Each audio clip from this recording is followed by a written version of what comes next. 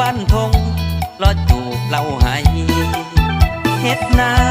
กลับมาเมื่อยหลายรอจูบเล่าให้พอได้มีแฮผู้บ่าวบ้านนอกบ่ฮู้จักดอกเล่าว่าเล่าแวงได้จูบเล่าให้ยามแลงก็เติมแหงชีวิตสาวนาสุขใจเทนาเอิ้นกันมาเฮือนเหนือเฮือนใต้สุงแซวเล่าให้ใหญ่ๆก็ยังได้สนุกเฮฮา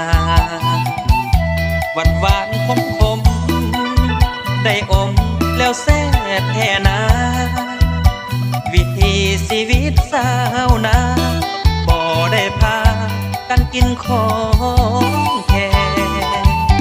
ลูกแรงต้องไปจูบเล่าให้ท่านน้อยแคมทาบางเอิญได้เห็นกันดา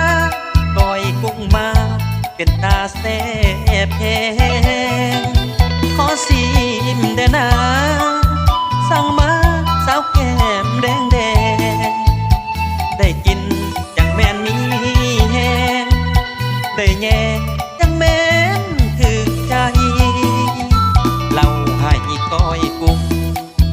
จุงใจให้อายจนเซทั้งงามทั้งแซ่บแท้เด้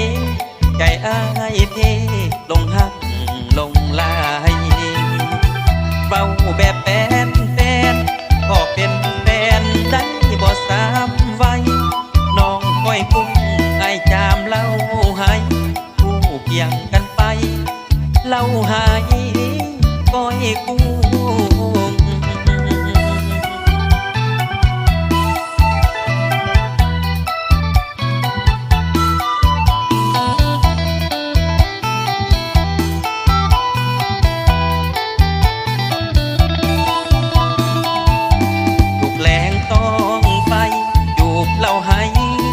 น้อยแคมทาบางเอิญได้เห็นกันดาก้อยกุ้งมาเป็นตาแซ่บแพงขอสิมเดนาสั่งมาสาวแก้มแดงแดงได้กินจังแม่นมีแฮงได้แง่จังแม่นถึกใจเล่าให้ก้อยกุ้งจุงใจให้อายจนเซ